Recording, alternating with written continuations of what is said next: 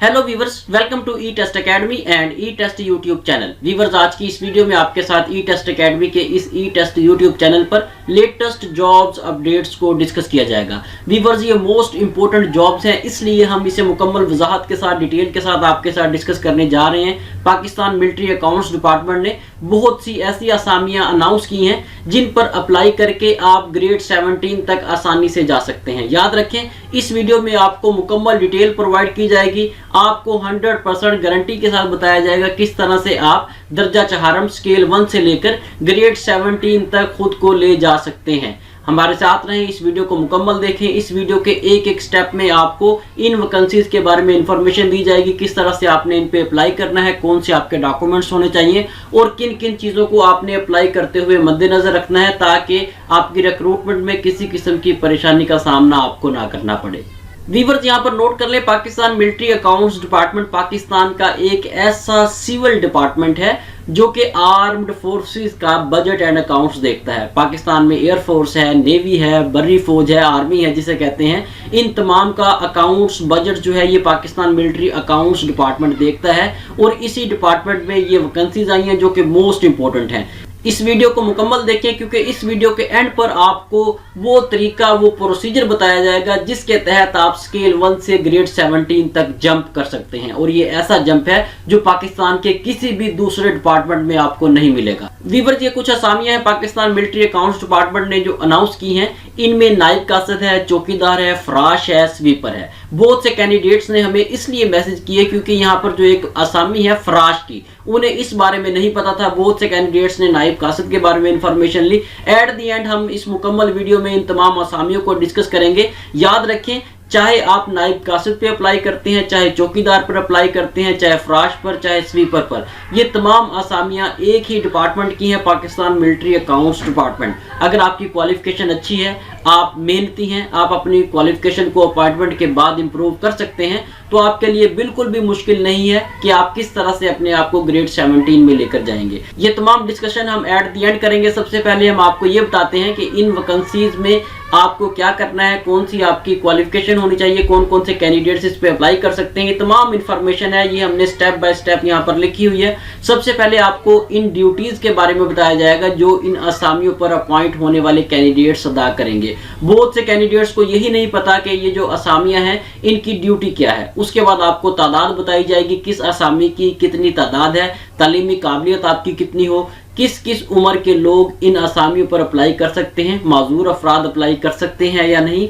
गैर मुस्लिम अफराद का कोटा कितना है, किस किस जिला के लोग इन असामियों पर अप्लाई कर सकते हैं, इन असामियों का पेपर होता है या इंटरव्यू होता है। सबसे मोस्ट इंपॉर्टेंट क्वेश्चन है जो बहुत से कैंडिडेट्स हमें सुबह से पूछ रहे हैं कि इन असामियों का पेपर होगा या इंटरव्यू होगा, ये भी आपको यहाँ पर बताया जाएगा। इन असामियों पर अप्लाई करने का तरीकाकार क्या है, इन असामियों के लिए जो दरखास्त एप्लीकेशन फॉर्म है वो आपको कैसे मिल सकता है, किस तरह से आपने अप्लाई करना है, कौन कौन से डॉक्यूमेंट्स आपने इन एप्लीकेशंस के साथ लगाने हैं, ये तमाम इंफॉर्मेशन दी जाएगी। और एट द एंड आपको ये बताया जाएगा किस तरह से आप दर्जा चहारम से ग्रेड 17 तक जा सकते हैं। वो कौन सा प्रोसीजर है, वो कौन सा कोर्स है जो आप अपॉइंट होने के बाद करेंगे तो आप डायरेक्ट स्केल 1 से ग्रेड 17 तक जा सकेंगे। ये तमाम इंफॉर्मेशन 1 बाय 1 डिटेल के साथ हम आपके साथ डिस्कस करेंगे। हमारी पूरी कोशिश है इस एक वीडियो को देखने के बाद आपको किसी से भी किसी किस्म की इंफॉर्मेशन ना लेनी पड़े कि इन असामियों पर किस तरह से आपने अप्लाई करना है, इसकी सैलरी कितनी होगी,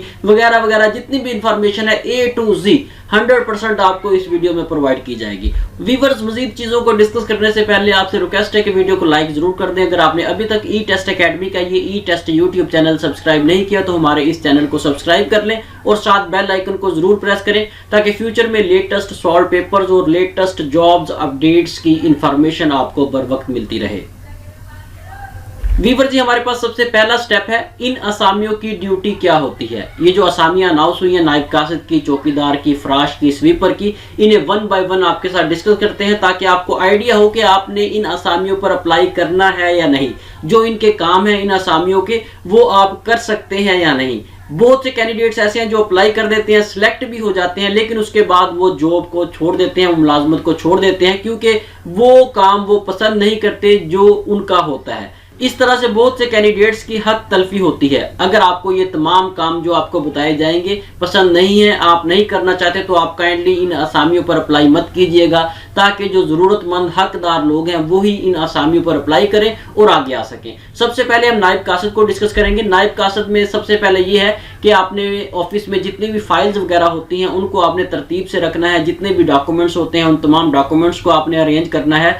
और जो भी डाक है, फॉर एग्जांपल डाक एक सेक्शन से दूसरे सेक्शन में जानी है तो वो नायब कासद लेकर जाएगा, वहां से रिसीविंग लेगा, वापस आकर वो जो भी रिसीविंग है वो मुतलका ऑफिसर को देगा। उसके अलावा बहुत से डिपार्टमेंट्स में ऐसे होता है कि कुछ अहकामात ऐसे होते हैं जो एक सर्कुलर के जरिए आगे पहुंचाए जाते हैं। एक ऑफिसर एक ऑर्डर करता है फॉर एग्जांपल कि तमाम स्टाफ जो है वो सुबह 9 बजे ड्यूटी पर पहुंचेगा या 8 बजे ड्यूटी पर पहुंचेगा। वो ये तमाम चीजें एक कागज पर लिख देता है और नायब कासिद को कहता है कि ये ले जाएं और पूरे ऑफिस में तमाम लोगों को ये दिखाएं और उनसे यहाँ पर साइन करवाएं कि उन्होंने ये नोटिफिकेशन, ये ऑर्डर देख लिया है, पढ़ लिया है। वीवर्स, ये तमाम डॉक्यूमेंटेशन जो है, ये तमाम पैगाम रसानी का अमल, ये तमाम डॉक्यूमेंट्स को एक जगह से दूसरी जगह पहुंचाना, ये नायब कासिद की जिम्मेदारी है। एक ऑफिस के अंदर जितना भी डॉक्यूमेंट से रिलेटेड काम होगा वो तमाम का तमाम नायब कासिद सर अंजाम देगा और ये एज अ हेल्पर काम करेगा। इसकी जितनी भी ड्यूटीज होंगी ऐसी होंगी कि प्राइमरी पास कैंडिडेट आसानी से उसे कर सकेगा।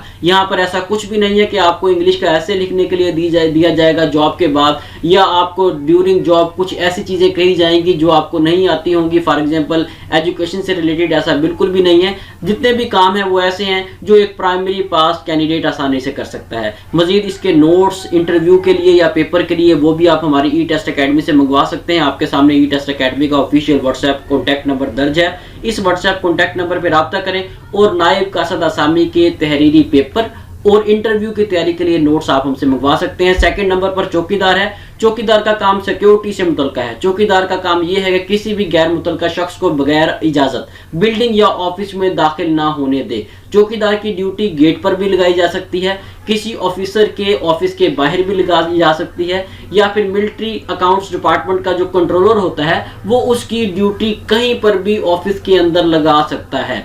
और इसमें यह भी है कि ये एक सिविल डिपार्टमेंट जरूर है, लेकिन कुछ ऑफिस में, पाकिस्तान मिलिट्री अकाउंट्स के कुछ ऑफिस में जो सिक्योरिटी गार्ड्स हैं वो यूनिफॉर्म भी पहनते हैं, कुछ ऑफिस में यूनिफॉर्म नहीं पहनते। ये एक फ्लेक्सिबल मैटर है। हो सकता है आपको यूनिफॉर्म प्रोवाइड कर दी जाए और कहा जाए कि आप इसे रेगुलर पहने। चौकीदार आसामी के लिए भी नोट्स आप ई टेस्ट अकेडमी से मंगवा सकते हैं। वीवर्स, तीसरे नंबर पर जो है वो है फराश। फराश एक आसामी है। बहुत से कैंडिडेट्स इस बारे में नहीं जानते और परेशान है, कंफ्यूज है कि इसमें क्या होता है। नोट कर लें, फराश का काम पानी वगैरह ऑफिस में फराहम करना होता है।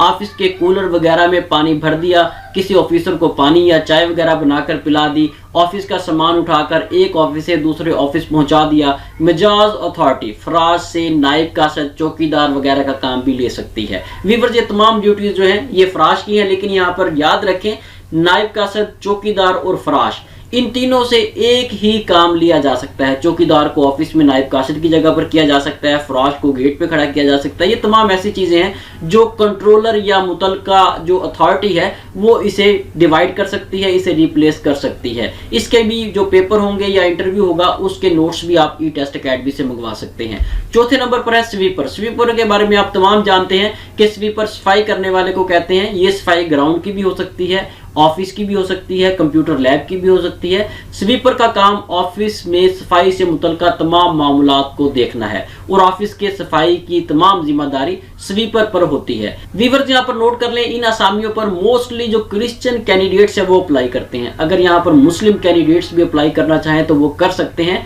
सफाई में कोई हरज नहीं है, मेहनत में कोई शर्म नहीं है। इसलिए अगर मुस्लिम कैंडिडेट्स भी अप्लाई करना चाहें तो बिला झिझक इन आसामियों पर जरूर अप्लाई करें। वीवर्स, सेकंड जो है हमारे पास आसामियों की तादाद है। आसामियां कितनी है? नायब कासिद की आसामियां कितनी है, चौकीदार की कितनी है, फराश की कितनी है, स्वीपर की कितनी है? नायब कासिद की कुल आसामियां 38 हैं, चौकीदार की कुल आसामियां 25 हैं, फराश की कुल आसामियां 20 हैं, स्वीपर की कुल आसामियां 13 हैं। इन तमाम को अगर आप टोटल करेंगे तो तकरीबन 96 वैकेंसीज बनती हैं। ये तीसरे नंबर पर है तालीमी काबिलियत। तालीमी काबिलियत इसमें यह है कि प्राइमरी पास होना जरूरी है, आपके पास 5 जमातें पास हों, आपके पास 5 जमातें पास करने का सर्टिफिकेट हो और ये सर्टिफिकेट आपको इन आसामियों पर मौजू करार देता है। वीवर्स, मजीद आगे जाने से पहले नोट कर लें, आप हमारी E test mobile app Google play store से डाउनलोड कर सकते हैं। ई टेस्ट एकेडमी की ये ई टेस्ट मोबाइल ऐप इसलिए है ताकि आप लोगों को जॉब से रिलेटेड इंफॉर्मेशन प्रोवाइड करे। जितने भी इम्तिहानात होते हैं, जितनी भी वैकेंसीज आती हैं, उन तमाम के करंट एंड पास्ट पेपर्स हमारी ई टेस्ट मोबाइल ऐप में मौजूद हैं। अगर आप चौकीदार, नायब कासद, फ्राश या स्वीपर पर अप्लाई कर रहे हैं तो इन वैकेंसीज के भी जो पेपर्स हो चुके हैं वो तमाम पेपर्स, तमाम इंटरव्यूज आपको हमारी ई टेस्ट मोबाइल ऐप में मिलेंगे।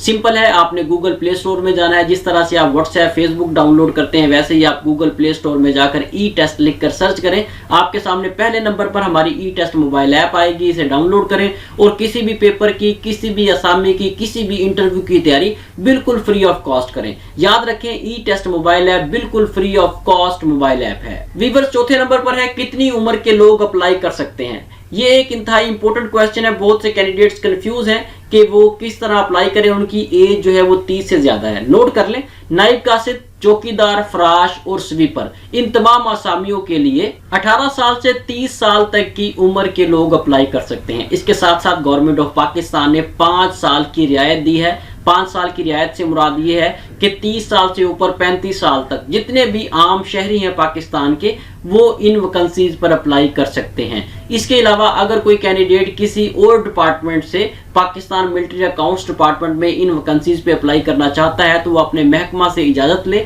महकमा से जब वो इजाजत लेगा तो उसे इससे भी ज्यादा एज रिलैक्सेशन मिलेगी और उसके साथ साथ उसे ये फायदा होगा कि उसकी जो पहले वाली सर्विस है वो तमाम के तमाम इस डिपार्टमेंट में आने के बाद काउंट की जाएगी। इन शॉर्ट ये कि आम कैंडिडेट यहाँ पर 35 साल की उम्र तक अप्लाई कर सकता है। 18 से 35 साल की उम्र इस डिपार्टमेंट ने अनाउंस की है। 5वें नंबर पर यह है कि माजूर अफराद अप्लाई कर सकते हैं या नहीं, या गैर मुस्लिम अफराद अप्लाई कर सकते हैं या नहीं। बिल्कुल, माजूर अफराद इन असामियों पर अप्लाई कर सकते हैं और इसके साथ साथ गैर मुस्लिम कैंडिडेट्स भी इन तमाम असामियों पर अप्लाई कर सकते हैं, चाहे वो नायब कासिद की वैकेंसी है, चाहे फ्राश की है, चाहे स्वीपर की है, चाहे सिक्योरिटी गार्ड की है। इन तमाम असामियों पर माजूर अफराद भी अप्लाई कर सकते हैं और गैर मुस्लिम्स भी अप्लाई कर सकते हैं। 6ठे नंबर पर मोस्ट इंपोर्टेंट क्वेश्चन है, किस किस जिला के लोग अप्लाई कर सकते हैं। वीवर्स, ये 8 इजला के लोग हैं जो इन असामियों पर अप्लाई कर सकते हैं। इन 8 इजला में रावलपिंडी, वाकैंट, लाहौर, मुल्तान, कराची, पिशावर, गिलगित और कोयटा शामिल हैं। इन 8 इजला के लोग इन तमाम असामियों में से किसी एक पर भी जिन पर उनका मेरिट बनता है, जो वैकेंसीज उनके रीजन में आती हैं, उन तमाम पर अप्लाई कर सकेंगे। 7वें नंबर पर यह है कि इन असामियों का पेपर होता है या इंटरव्यू। ये मोस्ट इंपोर्टेंट क्वेश्चन है जो कि आज भी बहुत से कैंडिडेट्स ने हमसे पूछा और एट द एंड पेपर होने तक या इंटरव्यू होने तक हमसे बार बार पूछा जाता रहेगा। वीवर्स, डिटेल से सुन लें, गौर से सुन लें, ताकि बार बार ना आप अपना टाइम वेस्ट करें, ना ही आप हमें बार बार ये क्वेश्चन पूछकर डिस्टर्ब करें। नोट कर लें, बहुत से डिपार्टमेंट्स ऐसे हैं जहां पर इन आसामियों के लिए, जो कि नायब कासिद है, चौकीदार, फ्राश या स्वीपर है, इन आसामियों के तहरीरी इम्तिहानात होते हैं। चाहे प्राइमरी पास ही क्वालिफिकेशन क्यों ना है, आपसे एक तहरीरी पेपर जरूर लिया जाता है। तहरीरी पेपर एमसीक्यूज टाइप होता है जिसमें आसान आसान से क्वेश्चन होते हैं। पाकिस्तान किसने बनाया, पाकिस्तान का कौमी निशान क्या है, इल्हामी किताबें कितनी हैं। ये एग्जाम्पल के तौर पर आपको बताया जा रहा है। इस तरह के आसान आसान सवाल आपको पेपर में लिख दिए जाते हैं। क्वेश्चन होता है, उसके नीचे 4 ऑप्शंस होते हैं, उनमें जो सही ऑप्शन हो उस पर आपने टिक लगाना है। ये इंतहाई आसान तरीका है और ये आसान सा पेपर होता है। और कुछ डिपार्टमेंट्स ऐसे हैं, कुछ महकमे ऐसे हैं जहां पर तहरीरी इम्तिहान नहीं होता, वहां पर इंटरव्यू लिया जाता है। वीवर्स, नोट कर लें, चाहे इंटरव्यू हो चाहे तहरीरी इम्तिहान हो, इन दोनों के बारे में एडवर्टाइजमेंट में नहीं बताया गया कि आपका इंटरव्यू होगा या तहरीरी इम्तिहान होगा। इसलिए अपने आप को तहरीरी इम्तिहान के लिए भी और इंटरव्यू के लिए भी तैयार कर लें। हो सकता है आपसे इंटरव्यू लिया जाए, हो सकता है आपसे तहरीरी इम्तिहान लिया जाए। दोनों तरीकों से आप अपने आप को रेडी करें, दोनों तरीकों से आप अपने आप को रेडी कर लेंगे तो पेपर भी आसानी से पास हो जाएगा आपका, और इंटरव्यू जो भी सवालात होंगे इंटरव्यू में वो भी आपकी आसानी से पास हो जाएंगे। अगर आप नायब कासिद, चौकीदार, फ्राश और स्वीपर के इंटरव्यू के लिए या तहरीरी इम्तिहान की तैयारी के लिए ई टेस्ट अकेडमी से नोट्स मंगवाना चाहते हैं तो आप हमसे नोट्स मंगवा सकते हैं। ई टेस्ट अकेडमी का ऑफिशियल व्हाट्सएप कॉन्टैक्ट नंबर आपके सामने स्क्रीन पर दर्ज है। ई टेस्ट अकेडमी के जो नोट्स हैं, इन नोट्स में आपको तमाम के तमाम करंट एंड पास्ट पेपर्स मिलेंगे जो पहले इन असामियों के हो चुके हैं, और इसके अलावा वो तमाम सवालात हमारे नोट्स में शामिल हैं जो साबका इंटरव्यूज में पूछे जा चुके हैं और आने वाले इंटरव्यूज में पूछे जा सकते हैं। व्यूअर्स 8वें नंबर पर यह है कि इन आसामियों पर अप्लाई कैसे किया जाए। इन आसामियों पर अप्लाई करने का तरीकाकार क्या है, इन आसामियों को एप्लीकेशन फॉर्म कहां से मिलेगा। ये ऐसे सवालात हैं जो बार बार हमें मौसूल हो रहे हैं। नोट कर लें, दरखास्त फॉर्म पुर करें और अपने मुतल्लिका कंट्रोलर मिलिट्री अकाउंट्स के दफ्तर में बजरिया डाक जमा करवा दें। ये जहन में रखें कि ये आपने फॉर्म जो है ये बजरिया डाक भिजवाना है, ये ना हो कि आप खुद लेकर वहां पर पहुंच जाएं, क्योंकि इश्तिहार में बाकायदा तौर पर लिखा हुआ है कि बजरिया डाक जमा करवाएं। दरखास्त फॉर्म के साथ जितने भी आपकी तालीमी असनाद हैं, जितने भी आपके एक्सपीरियंस सर्टिफिकेट्स हैं, जितने भी आपके पास डिग्री कोई डिप्लोमाज हैं, उन तमाम की फोटोकॉपीज को अटेस्ट करके फॉर्म के साथ लगाएं और उसके साथ साथ 2 अदद पासपोर्ट साइज फोटोग्राफ्स ये भी अटेस्टेड हो, तस्दीक शुदा हो, और इसके साथ साथ एक शनाख्ती कार्ड की अटेस्टेड कॉपी आप एप्लीकेशन फॉर्म के साथ लगाएंगे। इन आसामियों पर अप्लाई करने की जो आखिरी तारीख है वो 24 मार्च 2023 है। व्यूअर्स यहाँ पर बहुत से कैंडिडेट्स कंफ्यूज हैं कि ये जो एप्लीकेशन फॉर्म है, दरखास्त फॉर्म है, ये कहां से मिलेगा। एप्लीकेशन फॉर्म के लिए आप ई टेस्ट अकेडमी से रब्ता कर सकते हैं। ई टेस्ट अकेडमी से आपको मुकम्मल इंफॉर्मेशन मिल जाएगी। हमारे पास प्रॉपर सिस्टम है, वहां से आपका प्रॉपर हम अप्लाई भी कर सकते हैं। आपको प्रॉपर अप्लाई करने का जो एप्लीकेशन फॉर्म है उसे फिल करके आपके व्हाट्सएप नंबर पर भेज सकते हैं। आपने वो फॉर्म डाउनलोड करना है, डाउनलोड करके उसका प्रिंट निकालना है, प्रिंट निकाल के उस पर साइन करने हैं और अपनी एक फोटो उस फॉर्म के ऊपर लगा देनी है और वो फॉर्म आपने कंट्रोलर मिलिट्री अकाउंट्स को भिजवा देना है। ये तमाम प्रोसीजर ई टेस्ट अकेडमी के पास महफूज है और बहुत से कैंडिडेट्स हमारे इस सिस्टम से इस्तेफादा हासिल कर रहे हैं। बहुत से कैंडिडेट्स ई टेस्ट अकेडमी के तवसत से ही अप्लाई करते हैं। अगर आप भी ई टेस्ट अकेडमी की सर्विसेज हासिल करना चाहते हैं, ई टेस्ट अकेडमी से ये एप्लीकेशन फॉर्म जो कि मुकम्मल कंप्यूटराइज्ड है ये हासिल करना चाहते हैं, तो आप ई टेस्ट अकेडमी के ऑफिशियल व्हाट्सएप कॉन्टैक्ट नंबर पर रब्ता कर लें।